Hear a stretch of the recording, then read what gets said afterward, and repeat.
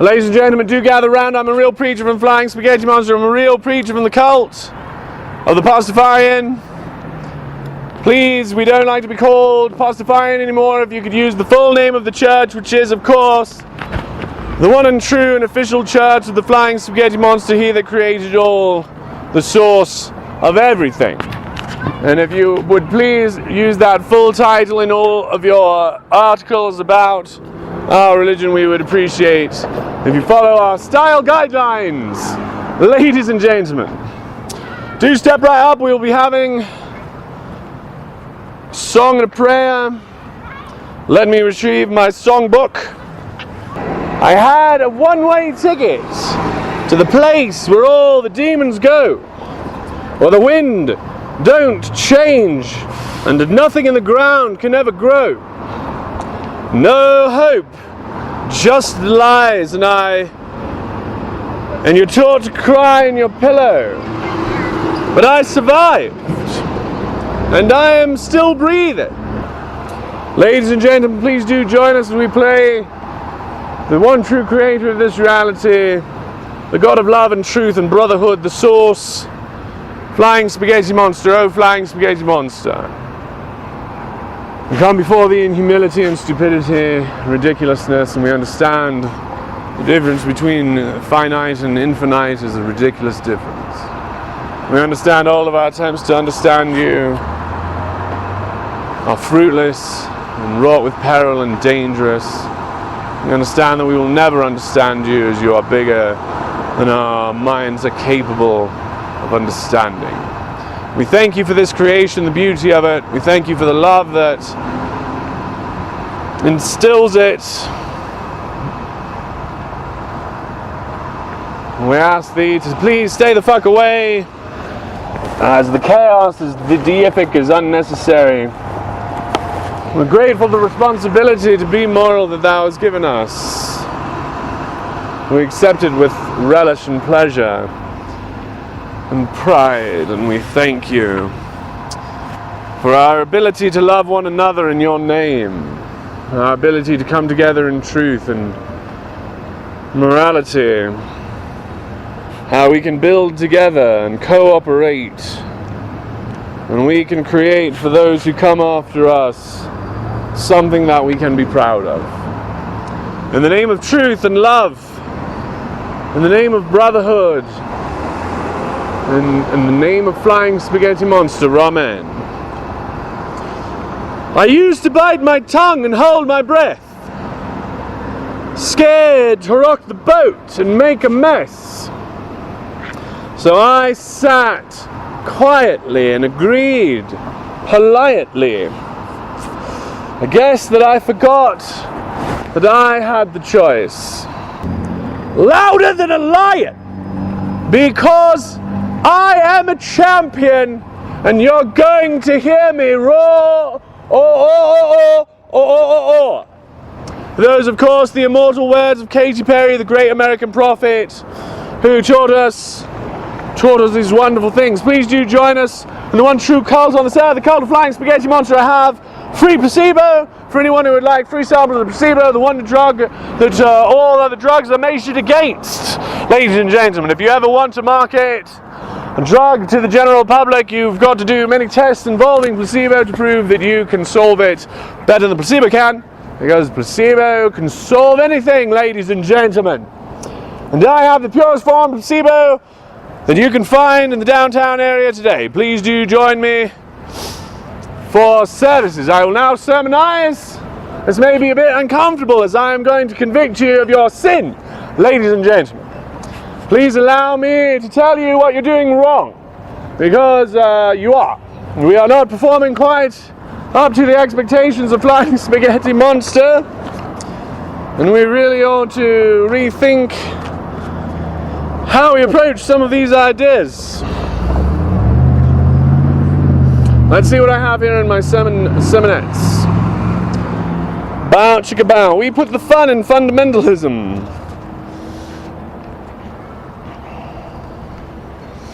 Oh, these are questions for my show. Oh, what's this? Ladies and gentlemen, I have some terrible news, I, as you may or may not know, am a post-Mormon, and now so are all the Mormons. I left the cult of the Church of the Flying Spaghetti Monster. I left the cult of Jesus Christ of Latter-day Saints a few years ago, though I've not officially taken my name off the rolls. And I'm very interested in things going on in the post-Mormon or in the Mormon community, and I'm sure you are not. So I will not bore you with all the details, but I will tell you about one story that is rather interesting. For my whole life, ladies and gentlemen, there's been a thing where every member of the Mormon Church goes and becomes interviewed by their local authority, this lay person, this lay preacher who's chosen out of the congregation to preside over the congregation for the next few years. This person is a person like you or me, always a man. And this person did interviews for every member of their group, their congregation. Every year they would do these interviews, these worthiness interviews they were called, and they started at the age of 12. And these worthiness interviews went over a number of questions, and they would probably always go over the law of chastity with young men and women aged 12 and older. And many of these people had experiences that were odd and questionable. Questions were asked that might not have been necessary for determining the next step of the repentance process, as it were. For many times people would confess to their bishops that they were masturbatory or that they had sexual encounters, and the bishop would prod and question for details to determine how far the sin had corrupted, spread into the mind of this young person. Many times the questions to the young ladies were questions like, did you orgasm? What color panties were you wearing? And these are inappropriate questions, as we might all be able to agree on. We might not be able to agree, but that's fine. We don't have to agree right away. But there was a member of the Mormon community who felt like this pattern of interview was damaging the young members of the church and wanted these questions removed from the interview process, the worthiness interview. And the Church of Jesus Christ of Latter-day Saints told him, after much pressing on his case, or on his part, that they would change their policy in that a parent could be present. For the first time in my life this summer, the Mormon Church changed their policy on their interview process, their worthiness interview process. And now, an adult, a parent, can be in that interview with the young person. But of course, that's not what our friend, whose name is Sam Young, it's not what our friend Sam wanted. He wanted those questions removed. So, the leadership of the church agreed with him that it would be a good idea to allow parents into it. But Sam went even further, and he sat outside that Mormon temple that you know, the big granite one with 6 spires. For 3 weeks, he sat outside and waited for the leadership of the church to come down and speak with him on this subject. And as he did it, he fasted for 3 weeks.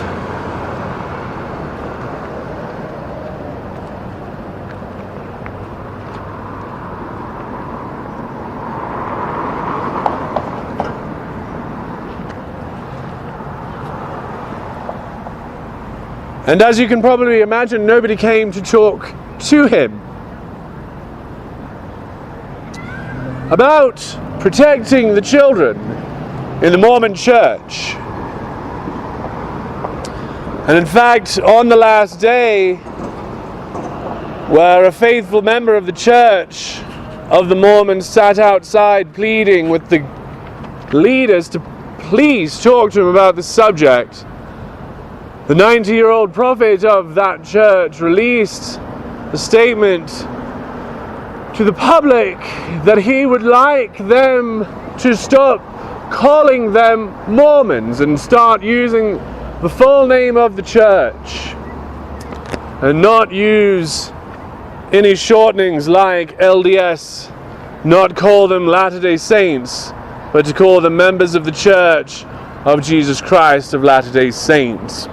And so here's the leadership caring of the PR more than the children and those leaders that it called upon before, because our friend Sam Young is a bishop, had served in the capacity of bishop, the lay clergy member that gave these interviews. So they trusted him at one point to give the interviews, but they don't want to talk to him about how he'd like it to change. Though they agreed that an adult being present is something they could acquiesce to, they did eventually.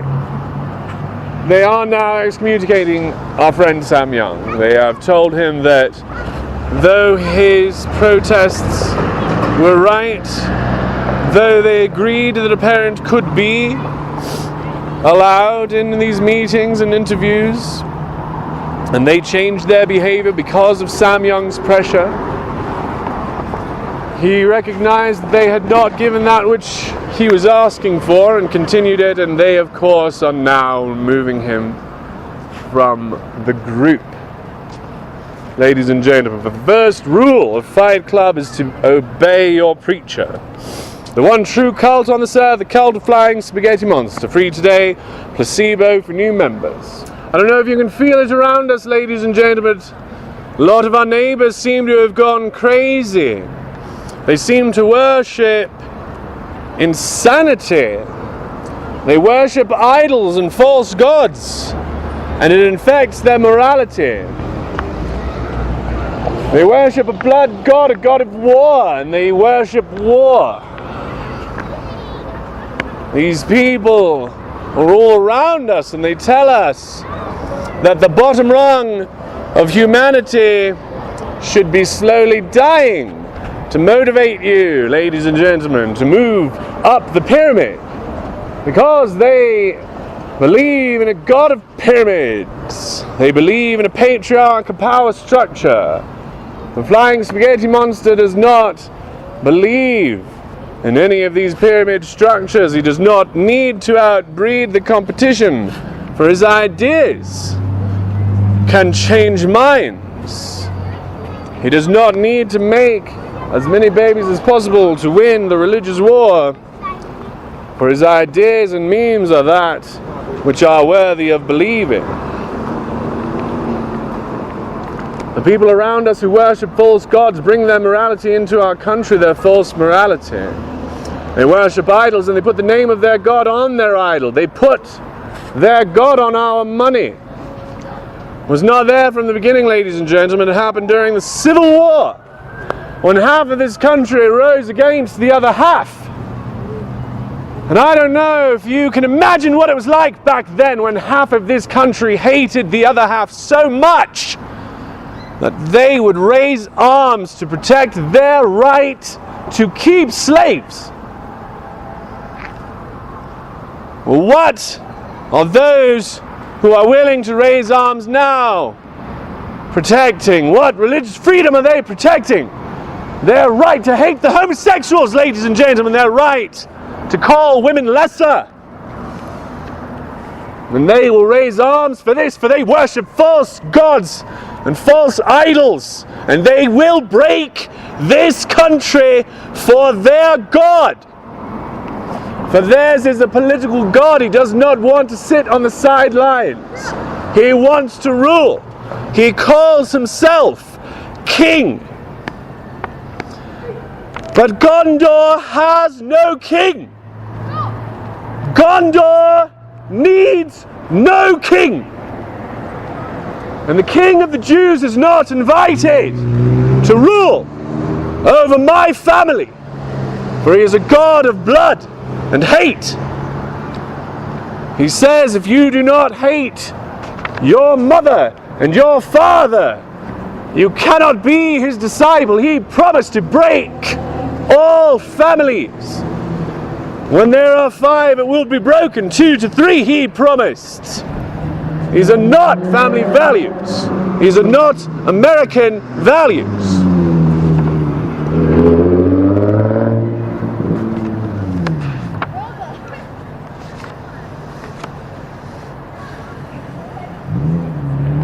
Please do allow me to challenge your faith, ladies and gentlemen. We all have faith. We can't help it. We are all religious animals. Our operating system, you can say, is religious. There is a level of religiosity that our morality is based in. I don't think we can get around it. We can be as reasonable as we want to, but there are still gaps in our understanding which we fill with that which we wish to be true. We worship these wishes. We're all ritualistic animals as well. Free placebo for new members. Please do join today. Would you like from free placebo? Free what? Placebo? Have you heard of placebo? No. It's the wonder drug that all other drugs are measured against. Cool. Yes. Here is the purest placebo on the market today. You cannot get this at any drugstore. Damn. Yes, this will definitely make you feel better, even if you don't want it to. The placebo effect cannot be stopped. Turbinado cane sugar. Well, I mean, that's what it's on, but really it's sort of the love of flying spaghetti monster that infuses it that gives it its powers. Okay. Have you heard of the flying spaghetti monster? I haven't. This guy right here, you've never seen this guy? Oh. He's the creator of this reality. Flying spaghetti monster is the god that the Pastafarians worship. Okay. I'm a Pastafarian preacher. I've been preaching for a number of years in the name of Flying Spaghetti Monster. Awesome. Giving out placebo to people, helping them understand reality a little bit better. And Nice. I'm on YouTube. Please do look me up at your Okay, convenience. I probably will, yeah. Enjoy that. It'll definitely make your day better. Yeah, thank you.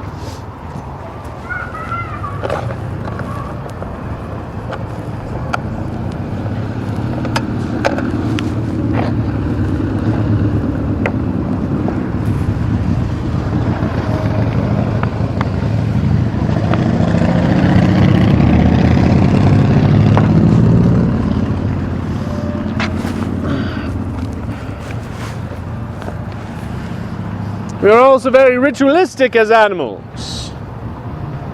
Many of us have weekly rituals and monthly rituals and yearly rituals and rituals. This is my ritual. I do this weekly. I come out and yell at the heathens. I express my religiosity this way, and I thank those who came before us that gave us the First Amendment for the right to do that, and all those who protected my right to do that. And I condemn those who attack my right to do this. For free speech is free communication, and communication is how truth spreads. Ladies and gentlemen, truth cannot be stopped. Lie as you might, you can never hold back the tide of truth. You can claim the earth is flat as much as you want, but every generation will be able to see for themselves how foolish you made yourself for your blood god. Our rituals define us, and we define our rituals. Take control of them. Don't let your rituals control you.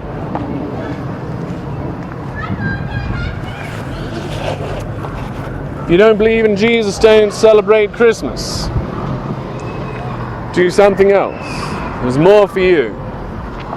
Don't follow the rituals. We live in a seven-day week. This is religious. It is the year 2018. It is religious. We say, bless you when people sneeze. It is religious. Take control of them. Choose your rituals, or your rituals will control you.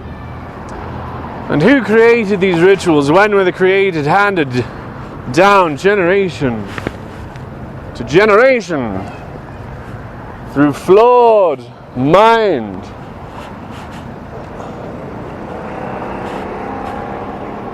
From people who know quite less than we know now.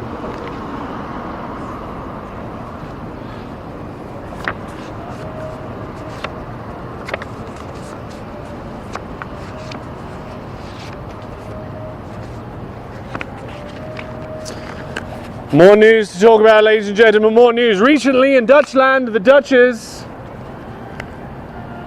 have told one of my compatriots, a Pastafarian, a very faithful Pastafarian, and they cannot wear the holy headgear, the blessed colander, in their official portraiture, which is, of course, the commandment of Flying Spaghetti Monster. That when you can, show support for him in all official photography on official documents to help spread the idea of religious freedom.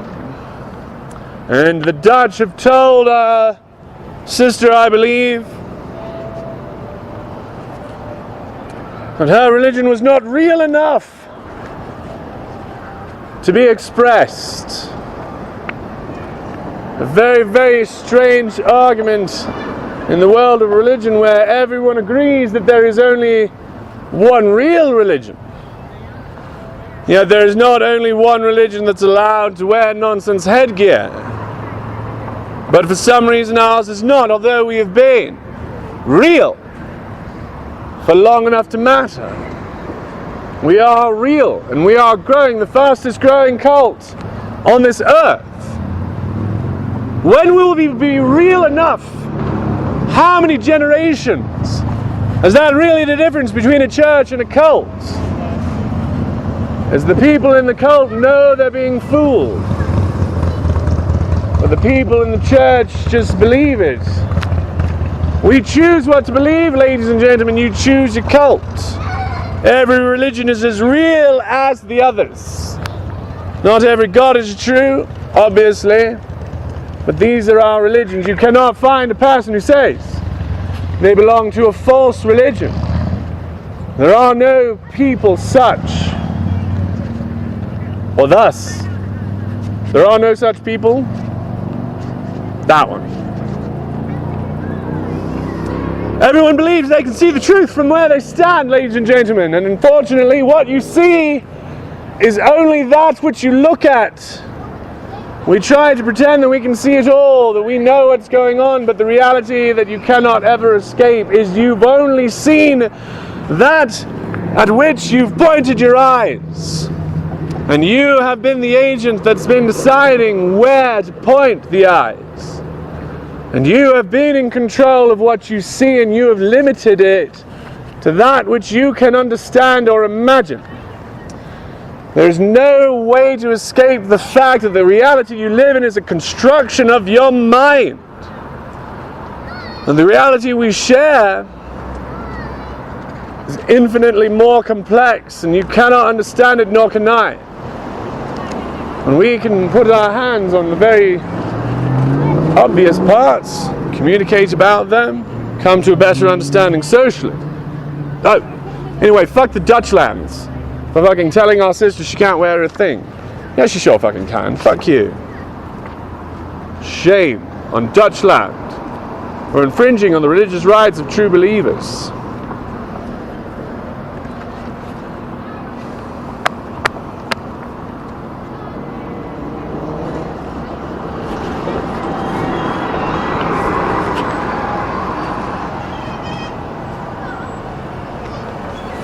There is, of course, the story of the person who saw a problem and thought to themselves, somebody should do something about that. The next step of that thought process, of course, is, I am somebody, And that is very difficult to get to that step, and there's another step. There's many steps to this process. This algorithm is very complicated. The next step after those two steps that we have just highlighted is to ask ourselves what to do. It's very difficult. Very difficult. And because we're all individuals, because we're all unique, because our perspective is not occupiable by two minds at the same time, each of our perspectives is unique, and each thing that we can do about this problem will be different. It makes the problem very difficult that each one of these brains, each one of these machines running the software must decide for themselves what morality is, cannot trust in another. To solve the equation of morality, you must take responsibility for it. How can we do better? I don't know. Let me know.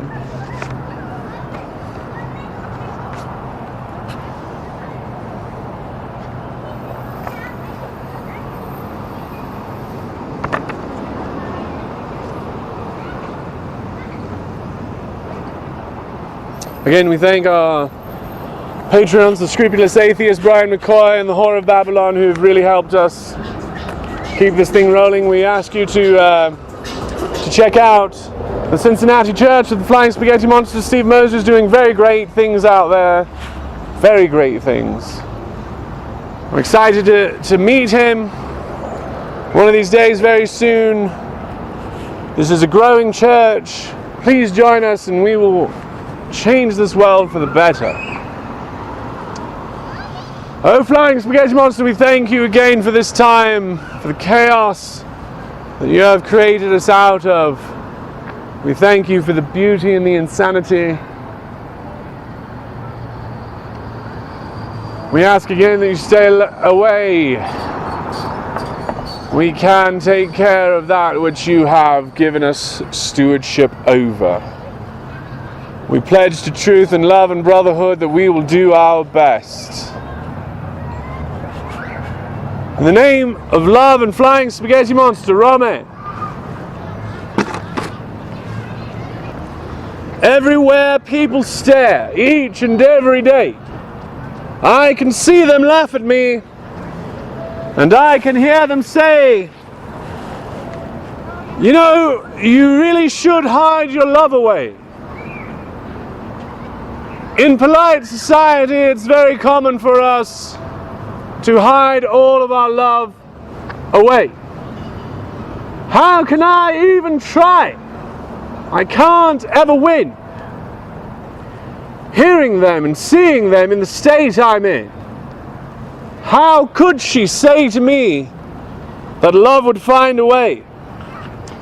Gather round, all you clowns, and let me hear you say again, hey, you've got to hide your love away.